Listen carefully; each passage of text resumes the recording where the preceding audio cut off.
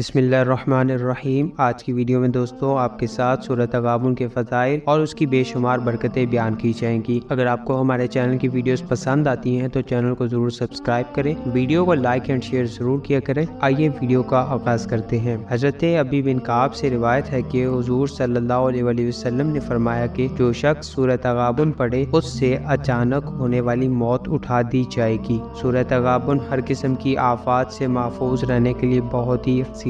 جو شخص سورۃ تغابن کی روزانہ 3 بار تلاوت کرے گا تو اس کے مال میں برکت پیدا ہوگی اور وہ ظالم کے شر سے محفوظ رہے گا۔ کوئی دشمن اسے نقصان نہ پہنچا سکے گا۔ اگر کہیں آسیب ہو تو اس کا اثر بھی ختم ہو جائے گا۔ اگر کسی کا مال یا اشیاء گودام میں پڑی ہوں تو ان کی حفاظت کے لیے ہفتے میں 1 مرتبہ سورۃ تغابن کو 11 مرتبہ پڑھ کر گودام کے چاروں کونوں میں پھونک دینا چاہیے۔ اس مقام پر پڑا ہوا مال ڈاکوؤں اور چوروں سے محفوظ رہے گا۔ اگر کوئی شخص اس مال کو نقصان پہنچانا چاہے گا تو وہ خود ہی نقصان اٹھائے گا۔ اللہ کی پناہ میں دیا ہوا مال ہمیشہ صحیح اور سلامت رہے گا۔ اگر کسی کی کوئی چیز یا جانور گم ہو گیا ہو تو اسے چاہیے کہ وہ اس سورت کی فوٹو کاپی کسی درخت کی شاخ پر لٹکا دے، انشاءاللہ گم شدہ چیز مل جائے گی۔ اگر کسی شخص پر مقدمہ بن گیا ہو مگر وہ اس معاملے میں حق پر ہو تو اسے چاہیے کہ جب مقدمے کی تاریخ پر جائے تو سورۃ تغابن کو 11 مرتبہ